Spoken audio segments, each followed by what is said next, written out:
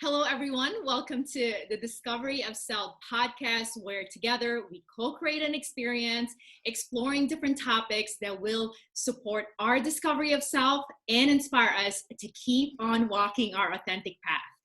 One of that topic that is very dear and intimate to my heart is the topic on homecoming to self.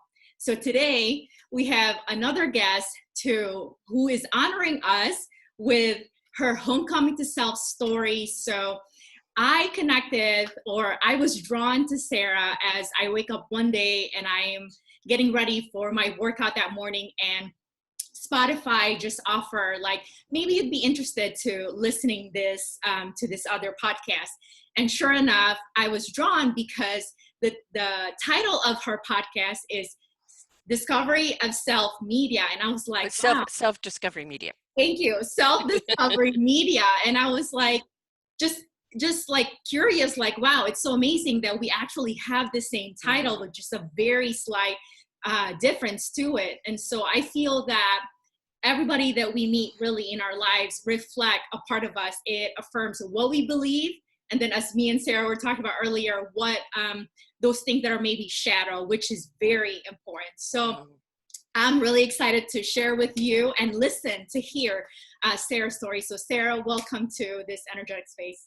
Thank you so much for inviting me. I'm delighted to be here. Okay, well, let's get started because I'm getting really anxious to hear your story. So I'm going to, our listeners going to hear it for the first time. I'm going to hear it for the first time too. So let's start with, what does homecoming to self mean to you? We live a very, very exterior life, and that's from the moment we're born. It's always the expectations of what we should be, what we could be, what we ought to be. And we're taught that everything is on the outside. So the homecoming to self is coming and uniting with your core self, heart and soul. And the soul wisdom cannot speak to a closed heart. And when the heart opens up, it speaks to the spirit, and the mind will know what it needs to know when it needs to know it. That is knowingness, that is trust, that is living from the inside out. So coming home to self is coming home to your truth and living from that truth. Oh gosh, coming home to your truth. I love that, because I feel that we don't all speak our truth, and so coming home to our truth and embracing that and speaking without apologizing, but just showing up for you that this is my truth. And even if nobody agrees with it, it's okay. Yes. I'm home. Yes, you need no permission to be you. Only you can give yourself permission.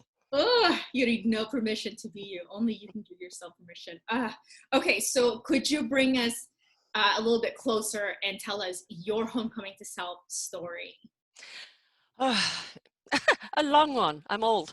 I was born very spiritual. I've always been. I'm a multi-dimensional traveler and always lived in a spiritual world, always been a spiritual counselor long before I even understood what I was doing.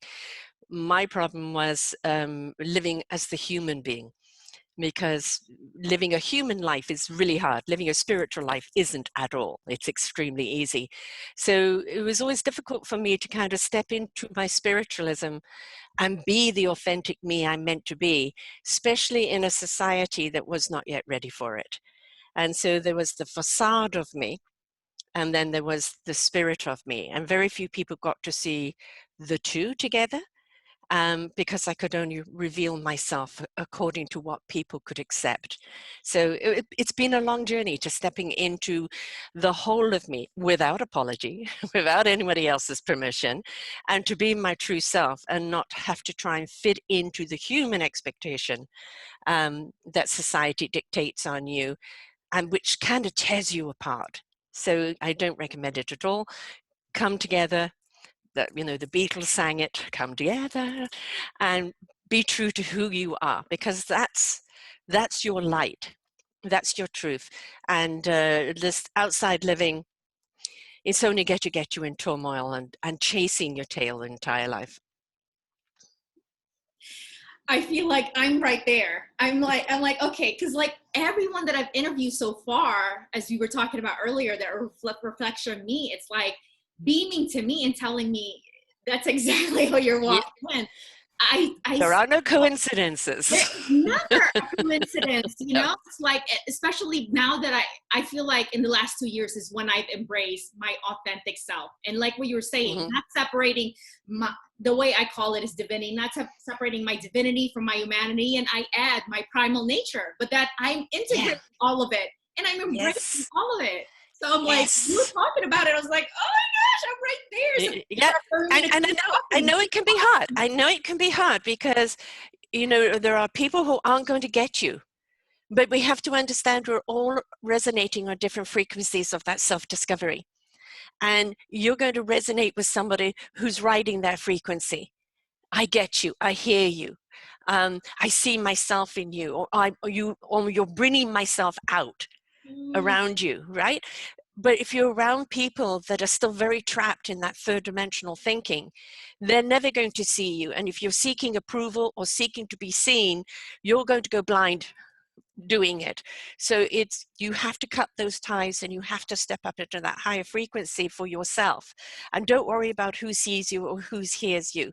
Those that are ready will when they're ready to do so. I'm having to soak it in, because I know this is an interview, but I feel like I'm like receiving so much from you. My Can you, interviews are generally tutorials. Is who can, I can you speak a little bit more about, because if I heard you right, the challenge was living your humanity in am. that spiritual, because I feel like for 7-8 years, I was like you said, oh my God, this is amazing. And I'm like, but then expressing my humanity I feel like that was a struggle for me until Mm-hmm. 2 years later, where it's like, okay, so can you speak a little bit more on that?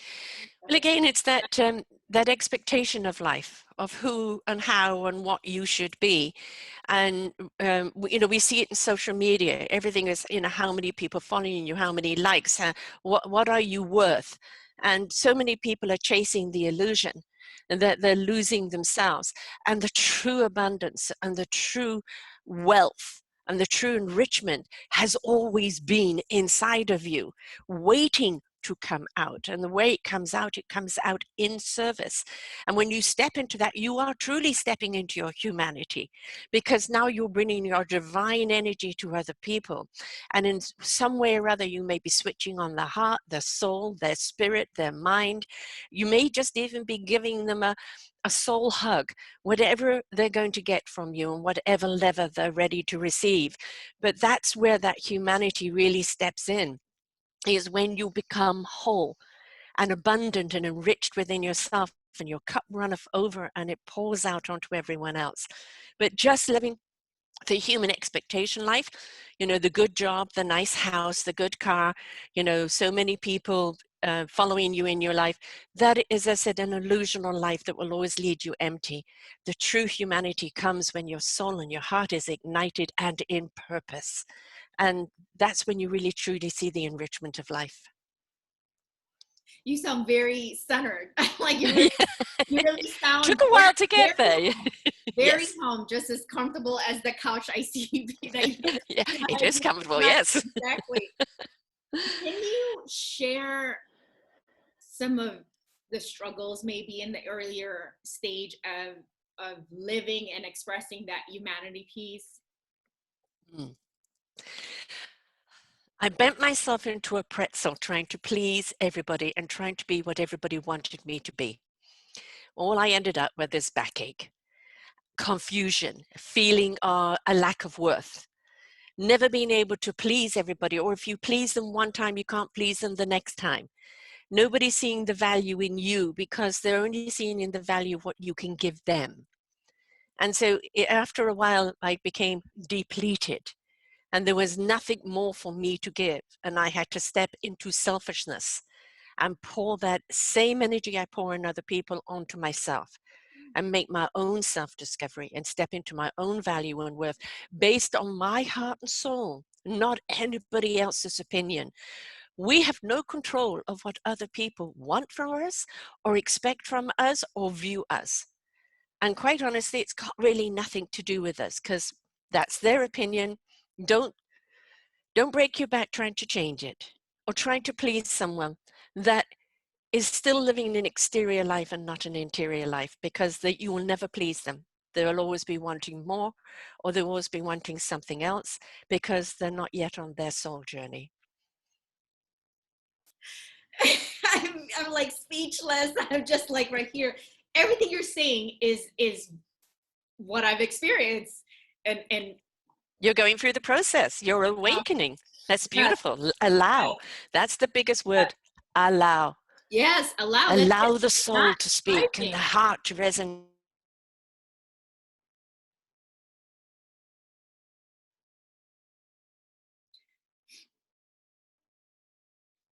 Okay, we'll just wait for Sarah's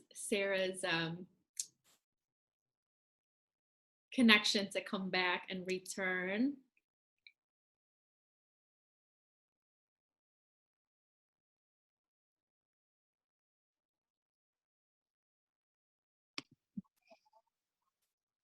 So we are back. I'm glad Sarah's back with us. She's going to share more about her story. So you were sharing your homecoming self story with us. You were sharing some of the struggles from the earlier on about expressing your humanity. So could you just close that up a little bit more? And yeah, I was actually saying before the internet rudely cut us off, which goes with the name of the territory. You've got to remember the internet is energy, and energy, sometimes has interruptions, and that goes for within us as well. But I was saying, like, you're in the awakening stage. So, it is allow, allow, allow. Please don't think it, feel it. As I said, the soul can't speak to a closed heart. So the most important thing to do is open up that heart in vulnerability and in trust. And I know it can be difficult. I am not saying anything I haven't been through. But the process you're going through is a feeling process, not a thinking one. You have to listen to that divine message that's coming from your soul into your heart, in that truth, that's going to resonate with that truth and go into action into your spirit, where your mind will know what it needs to know, when it needs to know it.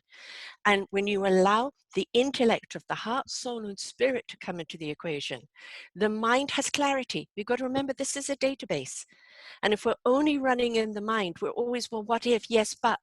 No, sit on your butt. That's the only but that you need in your life, right?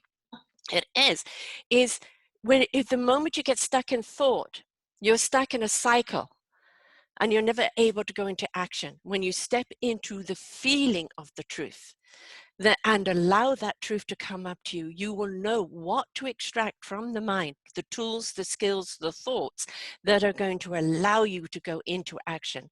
So while you're awakening, although I know it can be sometimes a little overwhelming or confusing, step out of the thought and say, I allow. I am open and ready to receive. And you will receive what you need to know when you need to know it. Receive what you need to know when you need to know it. Absolutely. When you need to know it, not beforehand. That right? makes it easy. Yeah, there's no striving. You're just surrendering and submitting. You're surrendering, and it's not a surrender. Bang bang, I'm dead. It's or your own explosion of the universe breaking out inside of you, showing you all the wonders of everything. It's awakening your senses. Yes.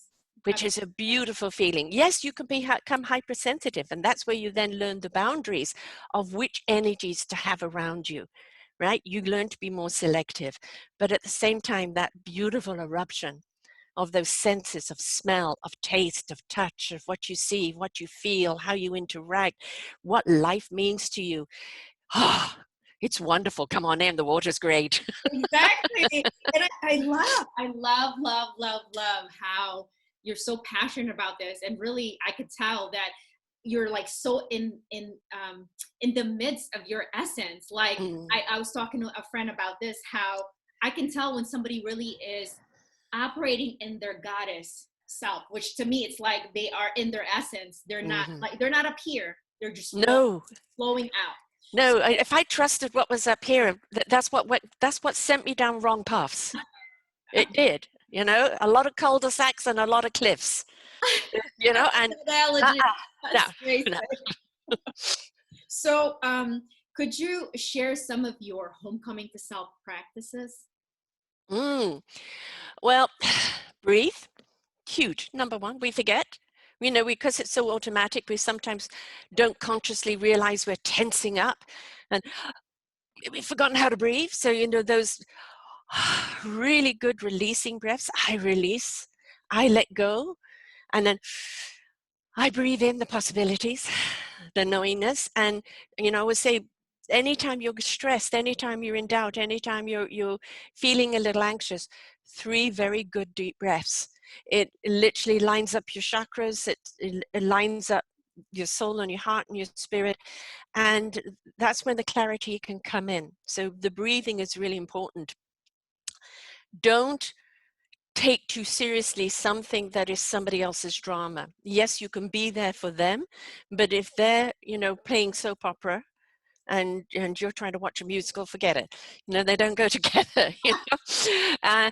There are a lot of people that are caught up in their trauma and drama because they like the results of it.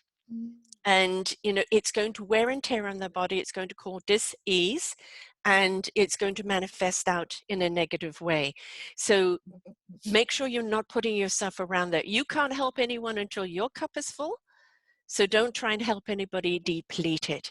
Always make sure you fill up your own tank before you go on that trip. So be selective of the people around you, because you don't want to be around the piranhas, especially in the awakening stage. And I'd like to give the ruler analogy. I know nobody uses rulers anymore, but that is dating me. 12 inches, folks, not centimeters. You're 6 to 12 inches. Whoop, I have an ant crawling all over my computer. Okay. The 6 to 12 inches are people that have stepped into that positivity, that higher love vibration. Your 4 to 5s are those awakening, knowing there's so much more, and they want to be there in that love vibration, but they're still a little vulnerable on that journey. And then you have the 1 to 3s, who are the drama queens, the piranhas, that they're living in anger, living in hate, living in discord, refuse to do any of the inside work. It's always somebody else's fault. I mean, as they're pointing a finger, there's 3 pointing back at them, but no, it's everybody else's fault. They're going to suck the life out of the 4 and 5s before they get to the 6 and beyond. So it's very, very important when you're stepping into your own rediscovery and stepping into your own awakening, that you put yourself in an arena where people do respect that journey of yours. And sometimes you have to walk away from friends. You have to walk away from family. It may not be forever. It may be forever. But if you don't honor yourself, you're not stepping into the service that you are meant to be here on this earth. So it is okay to say no. It's okay to close doors. It's okay to say, this is my time, until you get to that stage where you feel more comfortable with your core and stepping out amongst the people to do the work that you came here to do. The takeaway that I want to highlight there is setting, like honoring yourself. Yes. That yes. all of these practices is honoring yourself. And absolutely. That is yourself. When yes. you honor yourself, you are coming home to yourself. Exactly. Be your truth, be your light, be yourself. Everybody else is taken. You are uniquely flawsome. And those flaws are what make you a beautiful, unique diamond, right? Do not ever bring perfection into your vocabulary. There is no such thing. If we can embrace our flaws and go, oh yeah, but I wish I was this, or I wish I was that. No, you are not this, you are not that. Pay attention to what the gift you really are, because that's the gift you were chosen for, to bring to the orchestra. Learn how to play that instrument so you can join the right orchestra and create that symphony that will resonate out. Be yourself. Be yourself. Yes, be yourself. Mm-hmm. So what's your new discovery of Sara today, recently? I don't sweat the small stuff. I can take things in my stride. I don't feel that I have to come to the rescue of everything. You know, the old me wanted to fix everyone, rescue everyone, and that was always at the cost of myself. And now it is I'm at this vibration, and I'm ready to pour that loving vibration of support all over you, but you've got to come up and meet me at a certain level. I'm not going to come down to you because they suck you back into the pit.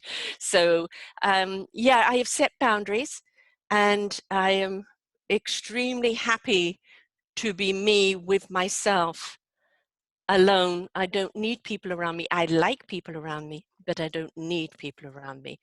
And so that's actually, I think, a really important one, when you can be at home with yourself and you don't need anybody else around you to validate you, complete you, or anything else. Oh, Sarah, this is so tender. It's so busy because it's like I'm hearing you, but I also feel like I'm hearing myself through you. You know, like you're affirming a lot of the things that I have discovered about myself.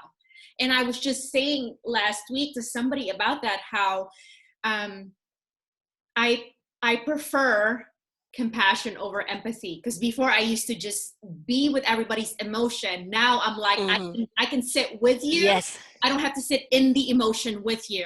And that Thank you. Yes. I've given up for being everybody's savior. Like I'm not everybody's savior. You know, Yeah. It's exhausting. It's I was exhausting. It is. was exhausted. Yeah. Yeah. But the thing is showing them how to be their own savior. That's what you're meant to do. We're not meant to go in and save people, because when you do, they're not learning how to save themselves. You're there to show them the guidance, the tools, the skills, the state of presence in order to save themselves, right? That's what you're there to do. But we go in with the band-aids and the stitches and the everything else trying to fix someone, but then what we haven't done is allow them to go to the core. And you can't fix anything unless you go to the core, to the root of everything. Yeah. What would you say how to cultivate self-discovery? Again, the big word, allow. Be wondrous. Be adventurous. Believe in possibilities. Everything I ever do, including this podcasting, and this week is my 8th year of my own network, and I've been doing this 9 years now. When I was first asked to join another network, she said, I'd like you to join my podcast. I go, what's that? I didn't know. And it was live. And my first time, I pressed all the wrong buttons. And I had many a time in that 13 months of dropped calls, people disappearing and all of that. It was a great training ground. I didn't know what I was capable of doing until I was willing to try. So live in the possibilities. Don't sell yourself short. Allow yourself to discover. Look at life wondrously. The simple things, the rustle of the leaves in the wind, the waves hitting the shore, children's laughter, puppy dogs chasing their stick and their ball. You know, old people walking along enjoying the sunlight on a Sunday afternoon. There is so much to have gratitude for.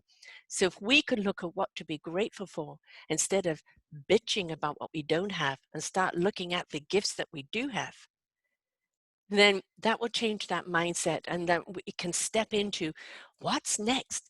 I'm 66. I've been told by a psychic I'm going to do this until my 80s. And the oldest person I've interviewed is 88, the youngest is 10, and the 88-year-old still has a TV show. So it's not over until it's over. There is no expiry date until the vessel goes. Then the spirit just moves on. But don't sell yourself short. Please don't. And don't think, oh, I can't do that, because you don't know until you try. But if your core says don't, never argue with your core, your gut. Right here, just the solar plex. If it says no, don't do it, listen, please. But if your core says, you know, give it a try, go for it. You may so-called fail, or you may fall down, but you don't ever fail if you get back up and you've learned something from it. Don't be afraid to redirect. That's clear. That's very clear. I wanted to ask you, what does oneself mean to you? Oneself? Well, I'm multiple personalities from multiple dimensions and multiple time zones, but I am in oneself. So you can be many things to many people in many lifetimes. on multiple dimensions, but you are still with oneself. So wherever you go in life, wherever you go in your existence, you are always going to be going with you. So you are your own traveling companion. Make sure you do like traveling with yourself. I love that so much. I love that so much. I wanted to ask you about this topic of sexuality as it relates to homecoming to self. Well, I actually have a genre. I have 17 genres on my network, and one of them is called sensual expressions. And it's not about sex. Sex is a byproduct of sensuality. Sensuality is actually being tuned into your senses.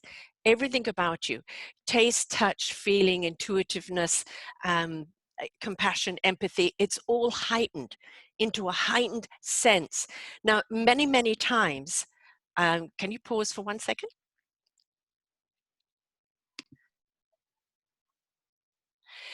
So a lot of people misconstrued sensuality for sexuality because you're so in tuned in your senses and everything about you is so alive and exuding from you that people will just think it's a sexual prowess there.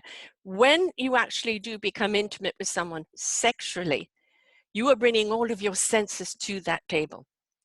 And it is so more heightened. Lovemaking is so much more heightened. The way you look at your partner is so much more heightened. Now, we have got mixed up with that sensuality as sexuality, and a lot of people think, oh, they just must want sex. No, sex is a byproduct of the awakening of the sensuality. And then when you do make love, with all those heightened senses, it's going to take you to the stratosphere, to places you've never been. It's no longer fornication, it is love making. And that sensuality and that sexuality. Own your sexuality. If you are a sexual being, own it. For a long time, my sensuality would be perceived as sexuality all the time, and people would perceive it as an invitation because they couldn't see the difference of me living in my senses as opposed to living in my sexuality. They are one of the same, but it doesn't mean it's an invitation. Right, so again, know your boundaries. Being a sexual being and being a sensual being just means, well, the sensuality, as I said, is the expression where when this sexuality happens, it just takes it to extraordinary heights. And if you've never made love with all of your senses, you're missing out. That's deep. I'm not even gonna say anything right now because I just need to absorb it. That's beautiful. That's wonderful. Um, as we are getting ready to close, we definitely want to know how to stay in contact with you. But is there any other topic in relations to homecoming to self that you would like to speak on or share? Your well-beingness. Now, you know, through the shows that I've done, which is over 2,000 of them now, I've learned a great deal. And we have the programming, which we have to be willing to go in to delete certain programming because it's no longer valid, just like you would on the computer. It's just dragging, you know, the whole computer down. You need to delete it. But at the same time, we actually have to understand the brain, which is the mechanics of the body, right? And if the body is feeling out of sorts, very often it can come from literally a displacement in the brain where the neurons are not firing properly. We get a lot of confusion. We get a lot of, you know, depression, a lack of clarity if these things aren't in sync. And when we get that dis-ease of body, that's when disease of body comes about. Your well-beingness is from the soul, the heart, the spirit, but the mind and the body in sync. So please take the time and be willing to invest in yourself. If you say, I'm depressed, okay, you may need a pill, if they can find the right medication for you, or you just may need a technique, or maybe it's just telling you your body's out of balance. And look for the people who know how to put your brain back into balance, or how to help deprogramming an old program that's just eating at you, or people who know how to kind of reconfigure your body so it's working and optimizing. that it isn't just a thought process. As I said, it's a feeling process where the feeling, the thought, the mechanics, and everything needs to be in sync and in balance for you to live that well-beingness. We can live it spiritually, but we must live it physically in order to be whole. So you must bring it all together, because that's the way you're going to step into your wholeness. And I suffer from a disease. It's a partner with me, and I learn to listen to it, and it listens to me, and we find a balance. And so you're not always going to overcome by willing it or manifesting it, but you are going to learn how to keep in balance. And that goes with anything, whether you're healthy or not healthy. Balance, it's so key. So please spend the time, spend the money, spend the effort on yourself, because until you do, you can't serve anyone else. And as far as getting hold of me is concerned, it's selfdiscoverymedia.com. And also selfdiscoverycommunity.org, and also the hubofdiscovery.com. And there's 2,700 plus shows there on many, many different genres. So whatever you're looking at, we've pretty well covered. So it's there for you. Oh my goodness, Sara, thank you so much. You are definitely a wealth of knowledge and a walking wisdom. And you talking about balance. I mean, I look at you and all I see is wholeness. And I told you earlier before we start, recording, is that you are just beaming. There's just light that comes out of you. And that just allows, I'll speak for myself, allows me to see truly that we can integrate and embody all parts of us and not feel like we're victimized by one part if for whatever reason we're still recovering and we're still in the process, but that we can still be present and enjoy the moment, and that we are in charge of all parts of us. Now we are one. The big thing to realize, you are not what's happened to you. Mm-hmm. Right? It happened to you. And now it is, what are you meant to learn from what's happened to you? And it may be to discover your strength, your courage, your abilities. It may be your catalyst into your calling. So many people are things that have happened to them traumatically in life. Once they've gone through the trauma, they've done the healing and the grieving, and they've stepped into that ability, it's now become their calling. It's what they stand up for. It's what they help others go through. So there's always a reason for something, even if we don't see it at the time. But please understand, you're not your sickness, you're not your trauma, you're not what happened to you. But take what happened to you and find that strength, that courage, that meaning of that ability, because that's what it was there for. Be willing to take the journey. Be willing to take the journey. I love that you said you're the catalyst to your calling. That's powerful. And we're going to close with that note. So my goodness, I will obviously link on the description, all the information to get a hold, follow, get in touch with Sara and see her exploration, how she's expressing her soul. And thank you again, Sara, for sharing your homecoming to self story. Thank you. I am Florence Leonardo. Continue on the path of the discovery of self. You are the treasurer.